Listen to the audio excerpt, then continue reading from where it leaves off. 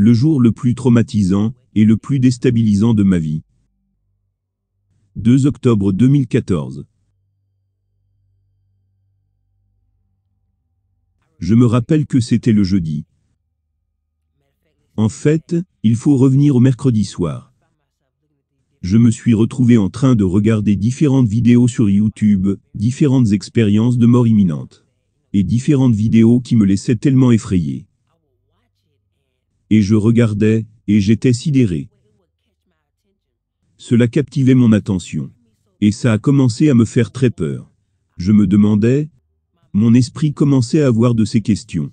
Mon Dieu, cela est-il vraiment réel? Bien sûr, je ne pouvais pas comprendre, n'ayant jamais été dans cet endroit. Et donc, je me suis mis à prier. Je me rappelle que je marchais dans mon appartement. J'allais et venais, et demandais au Seigneur dans ma prière.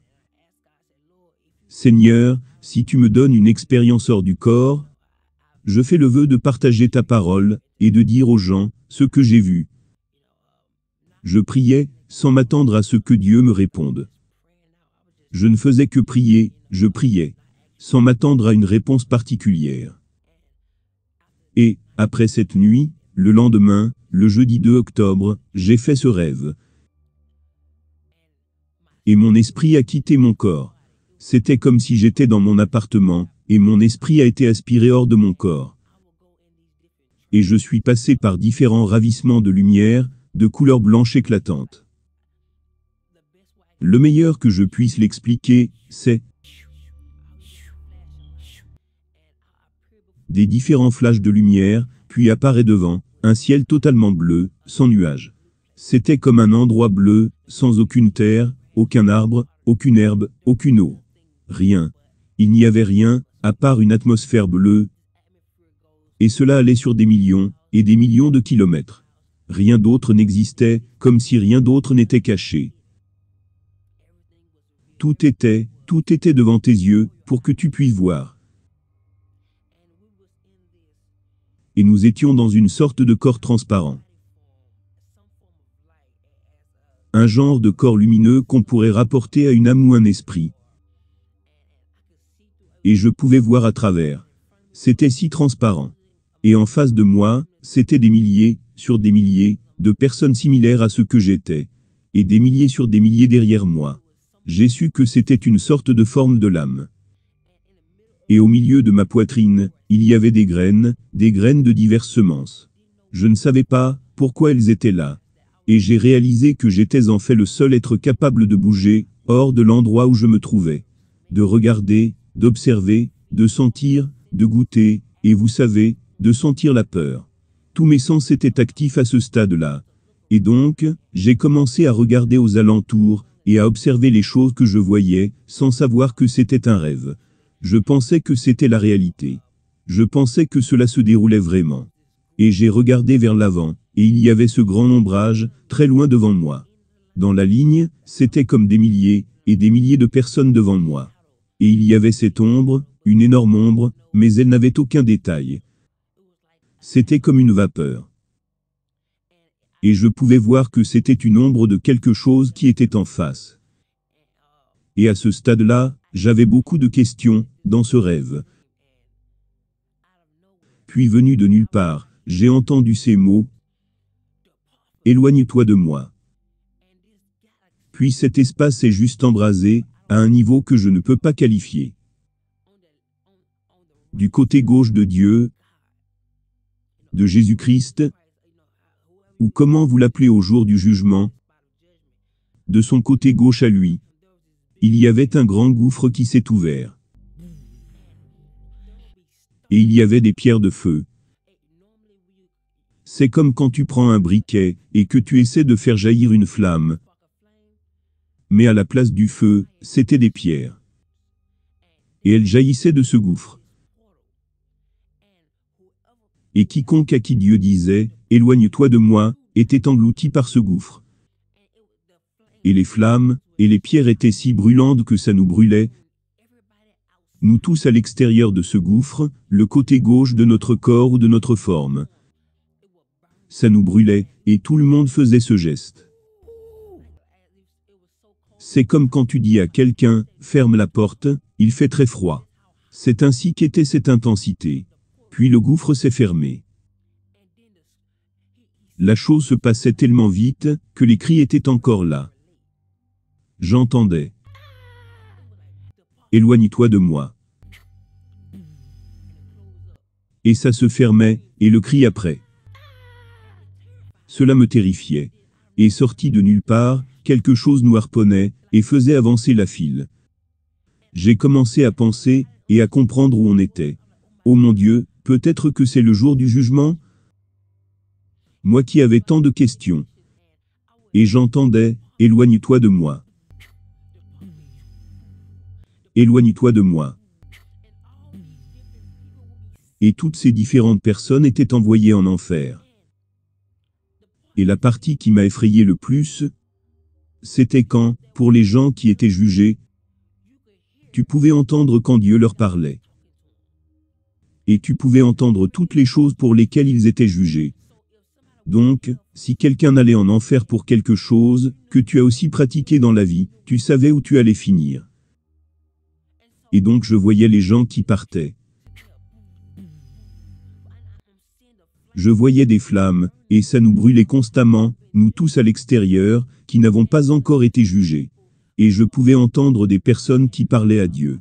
Et je me rappelle qu'il y avait une femme, avec des cheveux blonds. Dieu lui parlait. Il dit, je ne te juge pas, parce que tu as posté sur les réseaux sociaux. Mais je te juge pour la façon dont les gens l'ont reçu. 300 000 personnes se sont égarées à cause de tes publications. Et il dit, leur sang est retombé sur toi. Et de nulle part, éloigne-toi de moi. Et je ne peux pas exprimer combien ces mots étaient puissants. Immédiatement après, éloigne-toi de moi, tout était secoué. Et elle a été envoyée avec une grande force. Et le gouffre s'ouvre. Et elle y va, et ça se referme.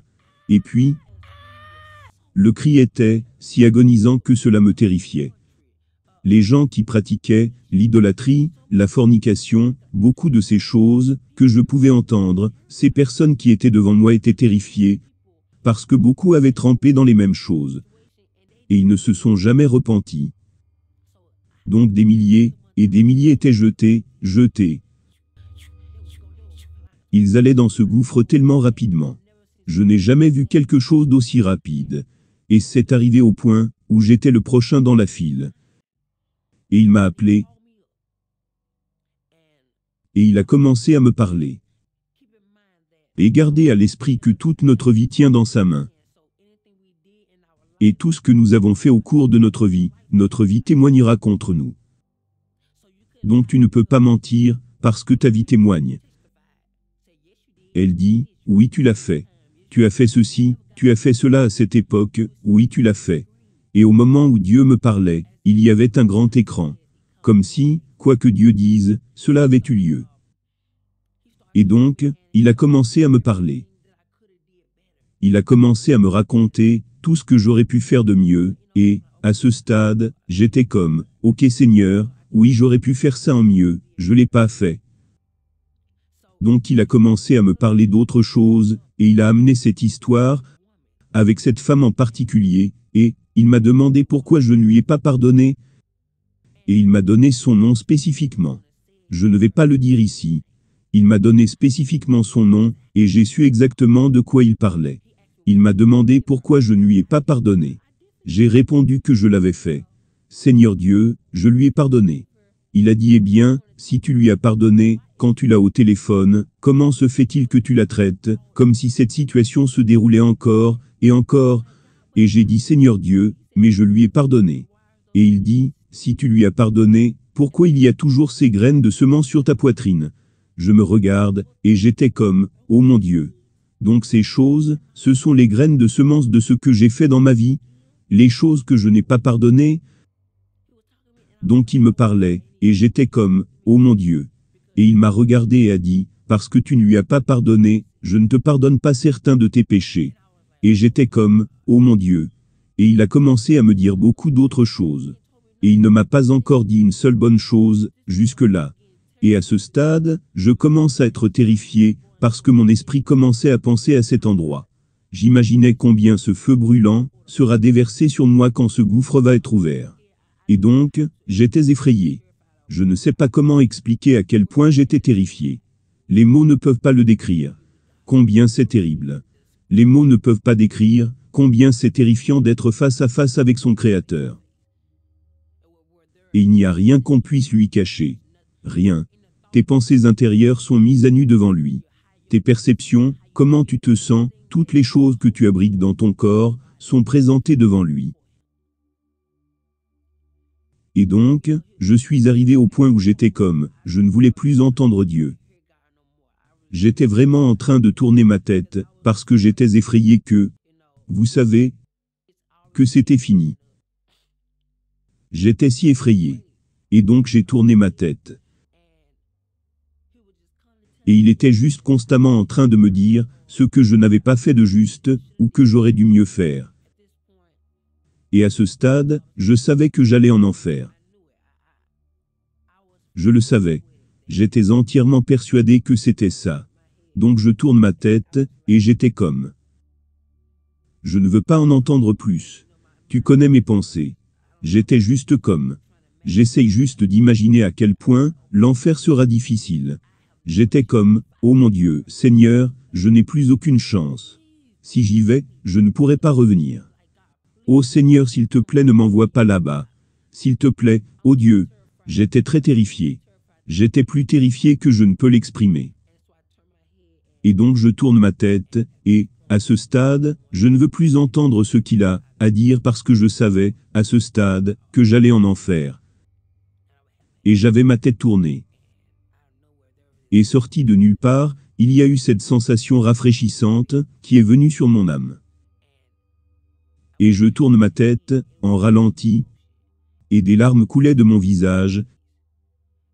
Et j'ai regardé le Seigneur Dieu, je le regardais. Quel va être mon jugement? Et il m'a regardé, et m'a dit tout droit au visage, tu ne recevras pas, bon et fidèle serviteur. Tu vas recevoir, tu as réussi à peine. Et il a fait un pas en arrière et a dit, viens. À ce stade j'étais très confus, j'étais comme, oh mon Dieu. Et du côté droit de Dieu, le ciel s'est ouvert.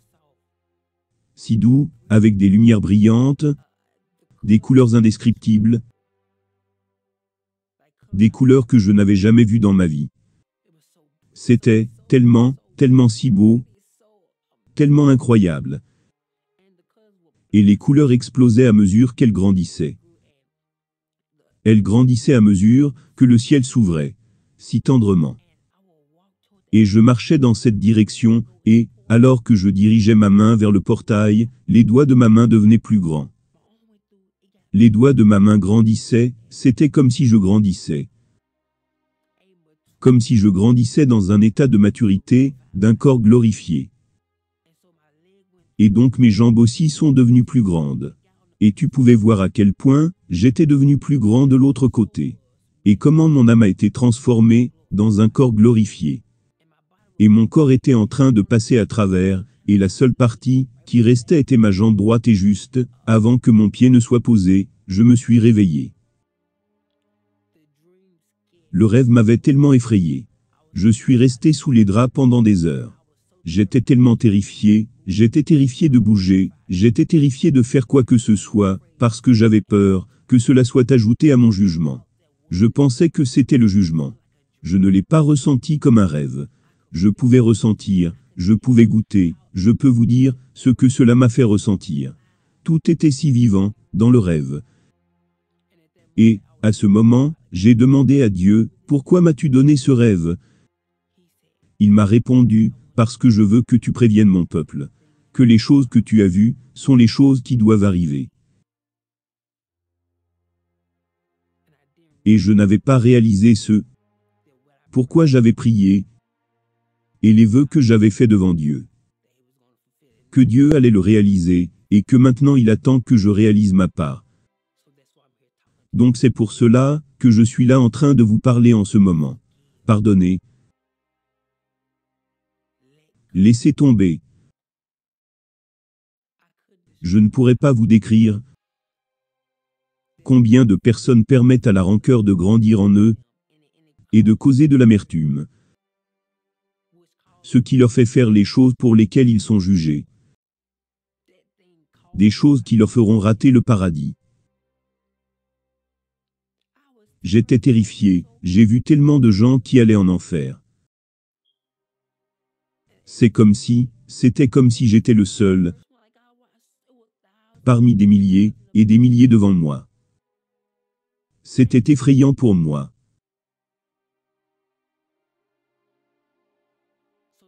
Donc aujourd'hui, je vous encourage à vous réconcilier avec Dieu, à vous réconcilier avec votre entourage, vos ennemis, l'Église qui vous a fait attaquer des personnes à l'intérieur. Mettez les choses en ordre, car l'enfer n'est pas digne. Dieu m'a fait tellement peur dans ce rêve, mais je sais que c'est pour une raison. Donc aujourd'hui, choisissez l'amour. Acceptez Jésus-Christ comme votre Seigneur et Sauveur. Croyez qu'il est mort sur la croix pour vos péchés et mes péchés, et après qu'il soit mort, il est ressuscité le 3e jour. Croyez qu'il est le Fils de Dieu. Lisez les Écritures et appliquez-les dans vos vies, pour que lorsque Jésus reviendra, il ne voit pas votre chair, mais voit sa parole. Je vous y encourage aujourd'hui. Pardonnez, aimez et regardez comment Dieu va changer votre vie. Et merci d'avoir regardé. Soyez bénis. Cher ami, merci pour le temps passé sur cette vidéo. Nous espérons qu'elle vous a béni. Si vous désirez avoir une relation personnelle avec Dieu, à travers la personne du Seigneur Jésus-Christ, vous pouvez simplement faire la prière suivante, du plus profond de votre cœur. Dites, audiblement, Seigneur Jésus-Christ, je reconnais que je suis une personne qui a péché contre Dieu. Je reconnais que c'est par amour que tu es mort à ma place, à la croix du Calvaire, pour me sauver. Pardonne tous mes péchés. Viens dans mon cœur et réconcilie-moi avec Dieu. Je t'accepte aujourd'hui comme mon sauveur personnel et mon Seigneur. Amen.